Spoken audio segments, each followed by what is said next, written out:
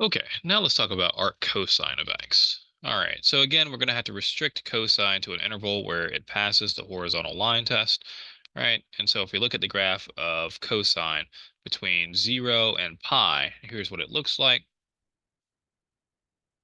So we're going to have that it goes kind of like this, right? From maximum down to minimum value from 0 to pi. Okay, so our restricted domain, right? Restricted domain for cosine would be 0 to pi, right? Which is already different than it was for arcsine, right? For sine, rather. We had to restrict the domain from negative pi over 2 to pi over 2 for sine. But for arccosine, we're restricting it to 0 to pi. And so then we can define our inverse function, cosine inverse of x, which I always call arccosine of x. Okay? And the domain is going to be negative 1 to 1, right? The same thing as the range of cosine, so negative 1 to positive 1. The range is now going to be the restricted domain for cosine, which is 0 to pi, which means that when you're evaluating different values for arc cosine, the types of angles that you could get back are angles between 0 and pi. So quadrant 1 angles or quadrant 2 angles. Okay? Yeah. So in some sense, arc cosine is actually a little bit easier. So we could do some evaluations here. What if we wanted to do arc cosine of, how about negative square root of 2 over 2, right? So if I did arc cosine of negative square root of 2 over 2, I would say I'd start off the exact same way that I did with arc sine. I'd let theta be equal to arc cosine of negative square root of 2 over 2. I would use my inverse property to say now that cosine of theta must be equal to negative square root of 2 over 2. Okay, and then I would look on my unit circle and I'd find out where cosine of theta is equal to negative square root of 2 over 2. And I'd see that that happens at 3 pi over 4 and 5 pi over 4. Okay, and so, right, this is a little bit easier in the case where we had arc sine of negative square root of 2 over 2. That required a little bit more work. But as we see here for arc cosine, well, 5 pi over 4 is not in the range of arc cosine, so it couldn't be that, right? But 3 pi over 4 is fine, right? So then, arc cosine of negative square root of 2 over 2 is equal to 3 pi over 4. Okay? All right. Now, right, so evaluating different values for arc cosine, not too bad. Right? What if we started doing compositions? So what if we did arc cosine of some number, let's say maybe 1 over the square root of 3, right? Well, as long as it is in the domain of arc cosine, these are truly inverses of each other. So cosine of arc cosine should cancel off, right? To just give us 1 over the square root of 3, right? As any inverse function should, okay? But then now, right, the thing we have to be careful about is, well, what happens if we plug in a number that's not in the domain, like 7, right? 7 is not in the domain, so arc cosine is undefined. So then this will also be undefined. Okay. And then now let's worry about the case of, well, what happens when we reverse the order? What happens if we're looking at arc cosine of some angle theta? And we want to evaluate what that is, right? Okay. So let's come up with an algorithm again. Algorithm for simplifying arc cosine of theta. Okay, so step 0 is still the same, right? Maybe your angle theta is really big or some negative angle, right? So if necessary, find a coterminal angle alpha.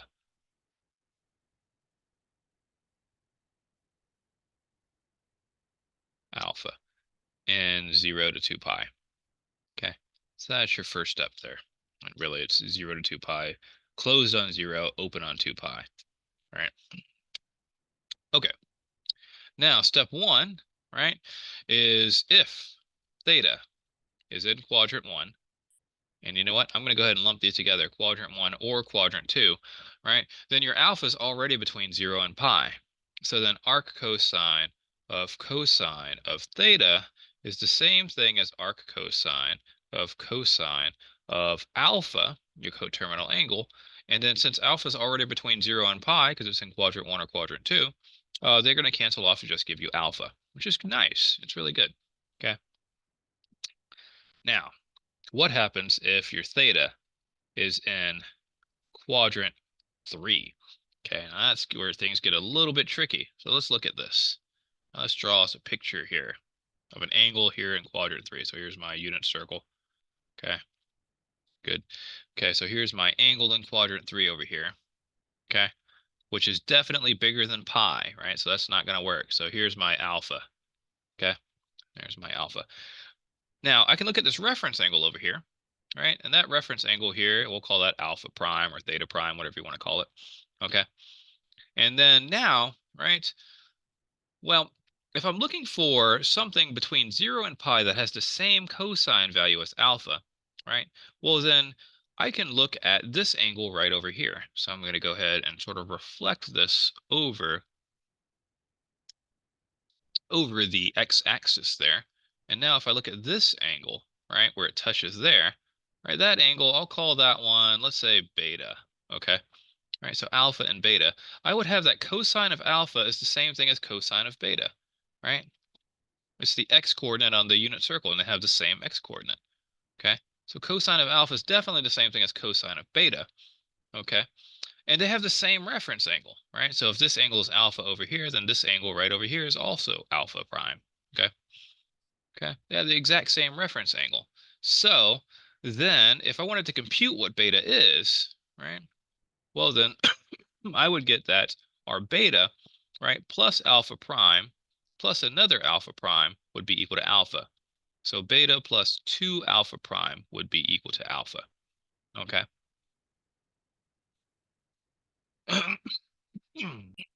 Sorry about that. And you know what? I don't actually need beta plus 2 alpha prime is equal to alpha. All right, if I wanted to compute what beta is, I could just look at this picture. Beta is almost up to pi. It's just short alpha prime units. So we could say that our beta here is actually equal to pi minus alpha prime, and that puts you right over there at beta. Okay. So then we have that cosine of alpha is the same thing as cosine of pi minus alpha prime. Okay. But if we look at this, our alpha prime, right? Since this is in quadrant 3, right? Our alpha prime will be equal to, well, it's going to be equal to alpha minus pi. So then this is the same thing as pi minus alpha minus pi, which is the same thing as 2 pi minus alpha. Okay, so my beta is the same thing as 2 pi minus alpha. So then I have that cosine of alpha is the same thing as cosine of 2 pi minus alpha for any angle alpha that's in the third quadrant between 0 and 2 pi. Okay, so then now I can say this. Arc cosine of theta, well, that's the same thing as arc cosine of, that's way too many C's there, arc cosine of alpha, right, by coterminality. But then now by the symmetry right over here, that's the same thing as arc cosine of 2 pi minus alpha. But 2 pi minus alpha, that's our beta, which is in the right quadrant here, so it's between 0 and pi. So arc cosine and cosine are going to cancel off to give us 2 pi minus alpha. Okay. All right. Now if we look at quadrant 4, right? If we look at a quadrant 4 angle instead, all right, well, let's go ahead and draw that in here. Go ahead and put a little circle around this. Okay. Now, if I draw an angle here in quadrant 4, right, between 0 and 2 pi, so that's my alpha here, right? Well, then if I look at the reference angle, right, so here's my reference angle, alpha prime, right? I'm going to have that cosine of alpha is the same thing as cosine of alpha prime, since both of these are going to be positive, right? So cosine of alpha is the same thing as cosine of alpha prime. But my alpha prime, since we're in quadrant 4, is just 2 pi minus alpha, the same thing that we had back in quadrant 3. So if theta is in quadrant 3 or quadrant 4, we have that arc cosine of theta will just be 2 pi minus alpha. Okay? So we can look at a quick example of that then. So what if we wanted to evaluate arc cosine of 19 pi over 15? Okay, so 19 pi over 15 is bigger than pi, right? It's less than 3 pi over 2, because 3 pi over 2, that would be like 22.5 pi over 15, I think. Yeah, so it's definitely in quadrant 3, right? So that means that arc cosine of 19 pi over 15 is going to be equal to arc cosine of 2 pi minus 19 pi over 15, right? We don't need to find a coterminal angle. It's already between 0 and 2 pi. So we can just do our trick now and do 2 pi minus 19 pi over 15. And so we're going to get that this is arc cosine of, well, that's 30 pi over 15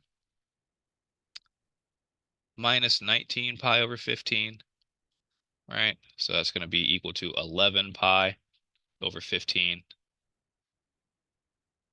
right?